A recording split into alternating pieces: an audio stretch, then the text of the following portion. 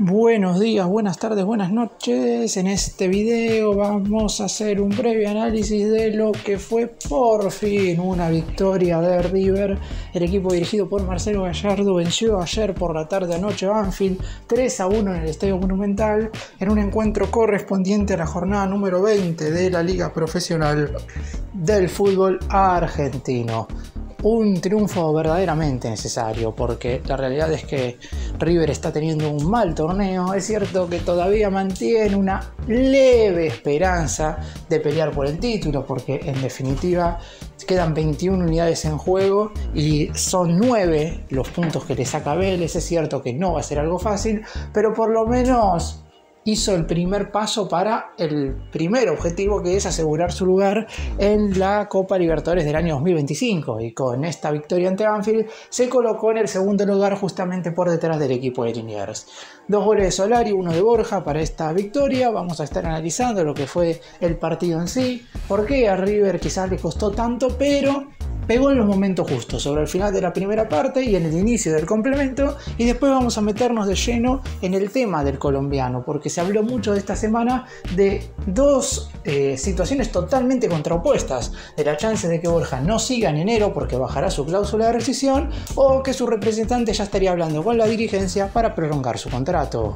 ¡Empecemos! Vamos a comenzar con el uno por uno, con un breve comentario de cada uno de los futbolistas que jugaron ayer como titulares y también de los que ingresaron en la segunda parte. Franco Armani fue el arquero y capitán del equipo. Poco trabajo en general, más allá de una tapada importante en el segundo tiempo, nada que hacer en el gol de penal de Banfield. Lamentablemente no pudo adivinar el palo porque el remate del jugador del taladro fue al medio, pero la realidad es que no tuvo prácticamente trabajo. La defensa en general de River estuvo bastante bien, sacando algunas situaciones muy puntuales de desconcentración, sobre todo hablando específicamente de lo defensivo. Bustos, González Pires, Paulo Díaz y Marcos Acuña, que fueron la última línea, estuvo bastante sólida y bastante estable durante los 90 minutos. Me parece que Bustos terminó siendo el más positivo de todos, porque en ataque también le dio una inyección positiva al equipo en ese sentido. Pires y Paulo Díaz estuvieron bien, quizás no en un nivel tan alto, y Acuña, si bien es cierto, yo creo que todavía no está recuperado de esa lesión en el tendón, porque le falta tener un poco más de explosión, un poco más de esa garantía ofensiva que tenía en el arranque de su ciclo en el más grande, pero no deja de ser un jugador con una jerarquía bárbara y que generalmente gana muchísimas pelotas divididas. Vamos a la mitad de la cancha, que es donde empiezan las sorpresas del 11 que paró Gallardo. Por primera vez, su 5 titular fue Rodrigo Villagra, quien terminó completando un muy buen partido. Y no solamente eso, en todos los duelos anteriores, siempre quien era el 5 titular, que había sido en bastantes oportunidades Craneviter y en algunas otras Fonseca, siempre era reemplazado en el segundo tiempo, o por una cuestión de cansancio o por una cuestión de bajo nivel. En esta oportunidad Rodrigo Villagra jugó los 90 minutos y lo hizo en un aceptable rendimiento. Solo le conté un error en el primer tiempo, pero después en general estuvo muy bien, tanto a la hora de la marca como también a la hora de la recuperación. A su costado jugó Santiago Simón, otro de buen partido, participativo sobre todo, quizás no tomando siempre las mejores decisiones, pero Simón es el futbolista al que ha tenido que reconstruir Gallardo para jugar al lado del número 5, porque no tiene otro jugador que pueda jugar en ese lugar, porque desde que se lesionó Liendro básicamente ha tenido que inventarle esa posición, y Simón, si bien hace lo que puede, termina a veces teniendo buenos rendimientos. Más adelante jugó Maxi Mesa, que fue de lo más flojo de River en general. El problema de Mesa radica que es muy difícil saber cuál es su función dentro del terreno de juego. A veces se tira por izquierda, a veces por el medio, a veces por la derecha. Entiendo que Gallardo lo intenta poner en distintos sectores en los mismos partidos para saber dónde puede rendir mejor, porque no está teniendo un rendimiento ni siquiera aceptable. Y creo yo que si bien este 2024 todavía no está perdido, porque quedan 7 partidos y todavía Mesa puede responderle al DT, creo que vamos a ver a un buen jugador recién en 2025 con una buena pretemporada.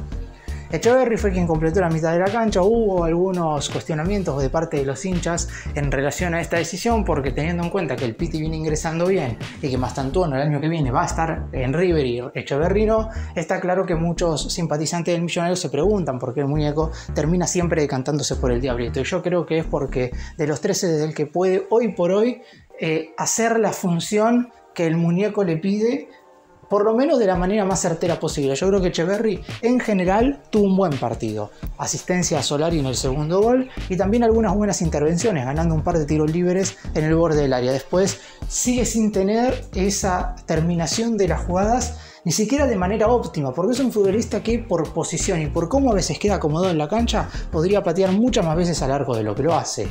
Y la pareja de delanteros estuvo conformada por Solari y Colidio. Los dos para mí tuvieron un buen partido. Obviamente se destaca mucho más el de Solari por los 2 goles, el primero por un bombazo y el segundo por una jugada que arranca él y después termina también definiendo muy bien el ex Colo-Colo ante la salida del arquero. Colidio no tuvo situaciones de gol, peleó quizás más de lo que jugó, pero terminó siendo también muy positivo para lo que River necesitaba.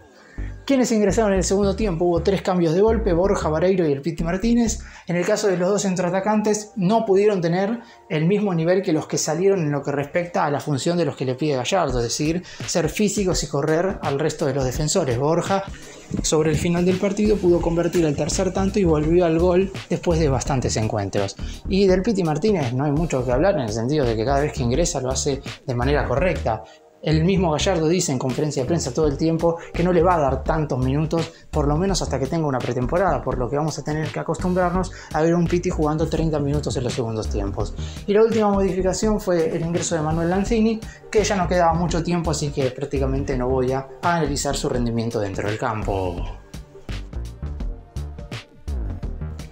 Y en cuanto al análisis del partido, River tuvo obviamente el dominio de la pelota durante los 90 minutos, eso era algo claro, y eso es algo que en general River repasa en condición de local ante cualquier equipo.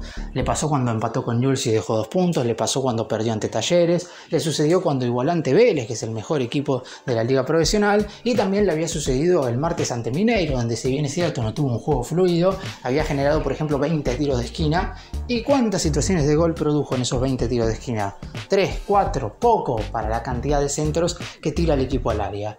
En la primera mitad se vio a un equipo de Gallardo bastante insistente, sobre todo a la hora de jugar por abajo. En esta ocasión estaba claro que con la delantera Solari y Colidio el equipo no iba a abusar de tantos centros porque no le iba a servir absolutamente de nada. Aún así no pudo generar tantas situaciones de gol. Es más, el Taladro tuvo una muy clara con un centro atrás y una definición errónea del atacante del jugador del equipo visitante. Por parte de River la apertura llegaría prácticamente sobre el final, faltaba tan solo 1 minuto para terminar el primer tiempo. Buena profundización de Santiago Simón, pero todos los destellos se los lleva Pablo Solari, que pisa la pelota, se da la vuelta ante una marca encima y de derecha termina rompiendo el arco al arquero de Banfield, que es cierto también tiene su responsabilidad porque si bien es un disparo muy potente, creo yo que le erra el manotazo. Si lo hubiera acertado, por lo menos hubiera tocado la pelota. Después vemos si hubiera podido contener el tiro, pero a lo mejor hasta podría haberla tirado en el córner. Aún así, excelente definición de Solari, que le terminó pidiendo disculpas al público, sobre todo, no sé si en nombre del plantel. Después terminaron hablando muchos jugadores, además de Solari, pidiéndole perdón a la gente por lo que había sido el desarrollo del equipo en la serie contra Mineiro. Pero aún así me parece positivo lo de Solari dentro del campo, porque hay que ver inclusive si van a seguir siendo titular. En el segundo tiempo, 1 minuto tardó River en marcar el segundo gol, por eso al principio dije que el equipo pegó en los momentos justos, a falta de 1 minuto para terminar la primera parte y a tan solo 1 minuto de iniciar el segundo tiempo. Una muy buena jugada nuevamente por parte de Solari del lado derecho, le tira un sombrerito al lateral izquierdo del Taladro, la toca hacia el medio para el Diablito Etcheverry y esta vez el futuro jugador del Manchester City pensó como había que pensar la jugada.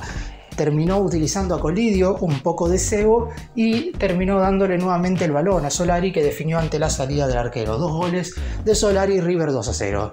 Después hubo un montón de situaciones donde el árbitro, Sebastián Martínez, se vio involucrado. Primero de todo lo llamaron del VAR por una supuesta falta de mesa que podría haber significado penal para Banfield. Fue el referee a ver el monitor que está entre los 2 bancos de suplentes y terminó decretando que no había infracción.